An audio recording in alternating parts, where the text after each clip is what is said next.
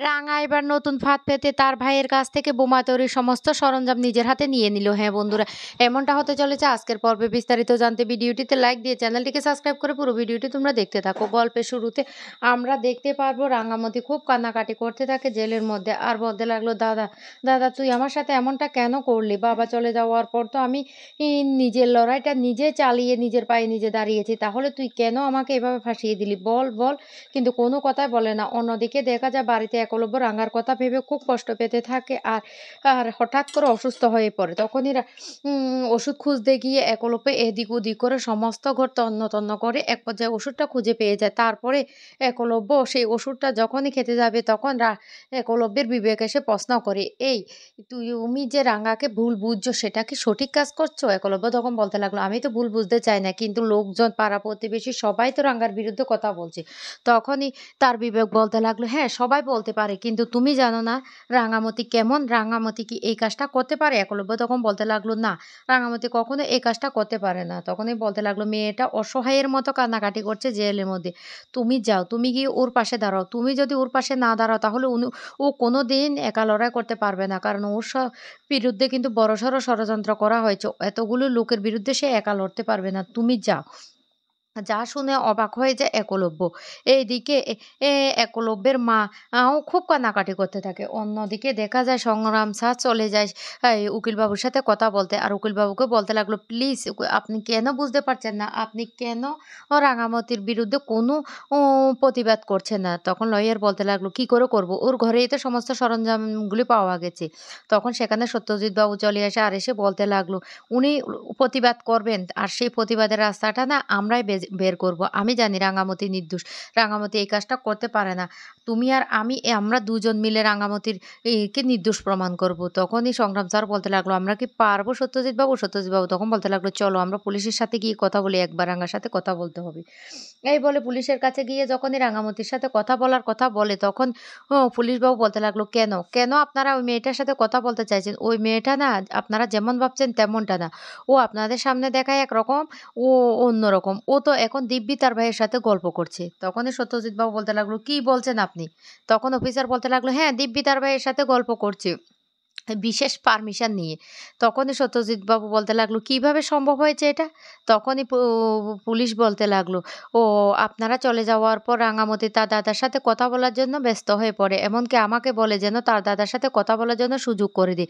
আর সেই জন্য আমরা বিশেষ পারমিশনের ব্যবস্থা করে দিই, এখন রাঙামতি তার দাদার সাথে কথা বলে। একলব্য তখন সেখানে চলে আসে, আর এসে বলতে লাগলো, কি বলছেন অফিসার? অফিসার তখন বলতে লাগলো, হ্যাঁ আপনাদের যদি বিশ্বাস না হয় আপনারা গিয়ে দেখতেই পারেন, উনি এখনো ভাইয়ের সাথে কথা বলছেন। এদিকে বাড়িতে একলব্যের মা খুব কান্নাকাটি করতে থাকে, আর বলতে লাগলো, আমাকে এক্ষুনি বেরোতে হবে। আর যখন বেরোতে যাবে তখন কৃষ্ণা আর পাঞ্জারি বলতে লাগলো, ও বৌদি তুমি এক্ষুনি যাবে না, তোমার শরীরটা অসুস্থ, ডাক্তার বলেছে তোমাকে বেস্ট রেস্টে থাকতে, তুমি তুমি কেন এখন চলে যাচ্ছ? তখনই একথা শুনে একলব্যের মা বলতে লাগলো, শুনো কৃষ্ণা, আমি একটা কথা বলে রাখি, রাঙা আমার মনে সাহস জুগিয়েছে। আমি যখন হসপিটালে ছিলাম তখন রাঙা আমাকে সাহস জুগিয়েছে, আর আজকে আমার এই লড়াইটাতে রাঙামতি সবসময় পাশে থেকেছে। রাঙাকে আমি কেন ভুল বুঝবো? রাঙা কোনোদিন এমন কাজ করতে পারে না। রাঙা আমার মেয়ে। আমার মেয়েটাকে আমি হাত ধরে জঙ্গল থেকে এখানে নিয়ে এসেছি। আজকে আমার মেয়েটার সাথে আমি একবারও দেখা করিনি। আমার মেয়েটা মনে হচ্ছে এখনো কান্নাকাটি করছে, আর বলছে, মা মা আমার সাথে একবারও দেখা করতে আসেনি। মা আমাকে ভুল বুঝেছে। আমার মেয়ে এ কাজ করতে পারে না। আমাকে যেতে হবে। পাঞ্চারি তখন বলতে লাগলো, মা ভাই তো গিয়েছে দেখা করতে। ভাই আসুক, তারপর না হয় তুমি যাবে। তখন একলব্যের মা বলতে লাগলো, না, না পাঞ্চারি, ওই মেয়ে আমার মেয়েটা অনেক কষ্ট পাচ্ছে। আমি বাড়িতে বসে থাকবো? না, আমাকে যেতে হবে। এই বলে যখনই একলব্যের মা বেরোতে যাবে তখন সাত্তকী এসে তার মাকে ধরে ফেলে আর বলতে লাগলো, খবরদার মা, খবরদার, তুমি নিজের অপবাদ নিজে গুছিয়ে এনো না। তখনই বলতে লাগলো, কি বলতে চাইছিস তুই সাত্তকী? সাত্তকী তখন বলতে লাগলো, হ্যাঁ যেটা সত্যি সেটাই বলছি। কেন যাচ্ছ এমন একজন ক্রিমিনালের সাথে দেখা করতে? আপদ বিদায় হয়েছে, এখন তুমি সেখানে যাবে না। তখনই একলব্যের মা প্রচন্ড রেগে যায়। রেগে গিয়ে কষিয়ে থাপ্পড় মারে সাত্তকীকে, আর বলতে লাগলো, খবরদার, তুই আমার সামনে কোনো কথা বলতে আসবি না। তুই বাধা দেওয়ার গে আমি যাব। আমি ওই মেয়েটার পাশে গিয়ে দাঁড়াবো। ওই মেয়েটা আমাদের বাড়ির সমস্ত বিপদে আপদে আমাদের পাশে ছিল, এমনকি আমার আক্কুকে অনেকবার বিপদ থেকে বাঁচিয়েছে। আর তোরা বলছিস মেয়েটা খারাপ? সেটা তো হতেই পারে না, আমি সেটা বিশ্বাস করি না। যা শুনে সাত্তকী তখন অবাক হয়ে যায়। অন্যদিকে একলব্য ও চলে যায় রাঙ্গার সাথে দেখা করার জন্য। রাঙ্গা তখন তার দাদার সাথে কথা বলতে থাকে আর বলতে লাগলো, "কিরে দাদা, কেন, কেন তুই এই কাজটা করেছিস বল? আমি তোর কি এমন ক্ষতি করেছি তুই আমার জীবনটা এভাবে নষ্ট করে দিয়েছিস? বল, তোদের কি এমন কাজ যে কাজটা আমাকে বললে আমি করতাম না?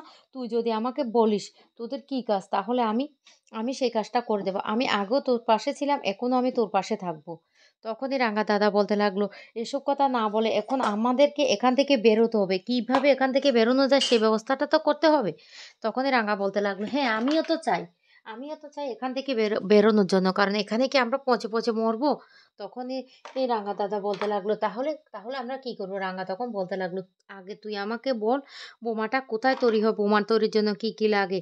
আর এই দলের সাথে কারা, কারা জড়িত আছে সবটা আমাকে খুলে বল। তারপর আমি এখান থেকে বেরোনোর রাস্তা বের করে ফেলবো।" তখনই রাঙ্গার দাদা বলতে লাগলো, "ঠিক আছে, আমি তোকে সবটা বলছি। তবে কিন্তু আগে আমাদেরকে এখান থেকে বেরোনোর রাস্তাটা বের করতেই হবে।" এইদিকে রাঙা তখন বলতে লাগলো, "ঠিক আছে, আমি তোকে সমস্ত রাস্তা বলে দেব। এমনকি আমরা এখান থেকে পালিয়ে যাব। আমি তোর সাথে থাকবো দাদা। তুই বল, আমাকে বল, সবটা খুলে বল।" তখনই রাঙা দাদা বলতে লাগলো, "ঠিক আছে, আমি তোকে বলছি।" এই বলে রাঙা দাদা সমস্ত কথাগুলি বলে দিয়ে এমনকি বোম তৈরির যে জিনিসগুলি ছিল, সেই জিনিসগুলির কথাও বলে দেয়। আর তখনই সেখানে সত্যজিৎ বাবু এমনকি একলব্য আর একলব্যের মাও সেখানে চলে আসে। রাঙা তখন বলতে লাগলো, "দেখ, দেখ সত্যজিৎ স্যার, আমি বলেছিলাম না আমি নির্দোষ, আমার দাদা আমাকে ফাঁসিয়ে দিয়েছে। তোদের তো বিশ্বাস হলো না, এখন বিশ্বাস হয়েছে?" রাঙা দাদা তখন বলতে লাগলো, "এই তুই কি বলছিস, কি বলছিস, তুই এসব মিথ্যে কথা কেন বলছিস? তুই তো আমাদের সাথে জড়িত।" রাঙা তখনই সমস্ত কথাগুলি একলব্য এমনকি সত্যজিৎ বাবু ওর সামনে খুলে বলে আর বোম তৈরির যে জিনিসগুলো সেগুলো ওদেরকে দেখিয়ে দেয়। তখন সত্যজিৎ বাবু বলে উঠে, "আমি জানতাম মতি এই কাজ করতে পারে না। রাঙামতি অনেক বড় চক্রের সাথে জড়িয়ে গেছে। এই বল, তোকে কে বলেছে রাঙামতিকে ফাঁসানোর জন্য? সত্যিটা বল, না হলে কিন্তু তোর অবস্থা আজকে খারাপ হয়ে যাবে।" কিন্তু কিছুতে রাঙা দাদা সত্যিটা বলে না। রাঙা তখন বলতে লাগলো, "তুই যদি সত্যিটা বলিস তাহলে তাহলে তোর কিচ্ছু হবে না। আমি বলছি সত্যজিৎ বাবু, ওকে আমি বলব। আমি তোকে কথা দিচ্ছি তুই সমস্ত সত্যিটা বল। তোর সাথে কে, কে জড়িত ছিল? তুই এভাবে আমাকে যে ফাঁসিয়েছিস।" একলব্যের মা তখন বলতে লাগলো, "আমি জানতাম আমার মেয়ে এমন একটা অন্যায় কাজ করতে পারে না।" তখন একলব্য বলে উঠে, "রাঙামাটি, তুমি তুমি এই কাজটা করোনি, আমি বুঝতে পেরেছি।" রাঙা তখন বলতে লাগলো, "কেন রঘুরানবাবু, তুই তো আমাকে ভুল বুঝে দূরে চলে গিয়েছিস।" একলব্য তখন বলতে লাগলো, "আমি নিজের ভুলটা বুঝতে পেরে তাই তো ছুটে এসেছি তোমার কাছে। আমি জানতাম তুমি এই কাজটা করতে পারো না, তোমাকে ফাঁসানো হয়েছে।" সত্যজিৎ বাবু তখন অনেক চেষ্টা করে রাঙার ভাইয়ের কাছ থেকে কারা, কারা জড়িত আছে সেটা জানার জন্য, কিন্তু কিছুতেই সে মুখ খুলে না। রাঙা তখন বলতে লাগলো, "সত্যজিৎ স্যার, তুই কোনো চিন্তা করিস না। এবার এবার ওর মুখ থেকে আমি সবার নাম একে, একে বের করে আনবো। তুই এ নিয়ে একদম ভাবিস না। আমি যখন বোমা তৈরির সমস্ত সরঞ্জামগুলি কোথায় আছে সমস্ত কিছু জানতে পেরে গেছি, এটাও আমি খুঁজে বের করব।" তখন খুশি হয়ে যায় সত্যজিৎ বাবু আর বলতে লাগলো, "রাঙামতি, একে, একে তোমার সমস্ত কিছু আমরা ফিরিয়ে এনে দেব। তুমি আমাদের পুলিশের হয়ে অনেক কাজ করেছো। এখন আমি তোমাকে সাহায্য করব।" তখন রাঙা শাশুড়ি রাঙা জড়িয়ে ধরে বলতে লাগলো, "রাঙা, রাঙা, আমি খুব খুশি হয়েছি। তো বন্ধুরা, এমনটা হলে কেমন লাগবে সেটা অবশ্য কমেন্ট করে জানাবে।"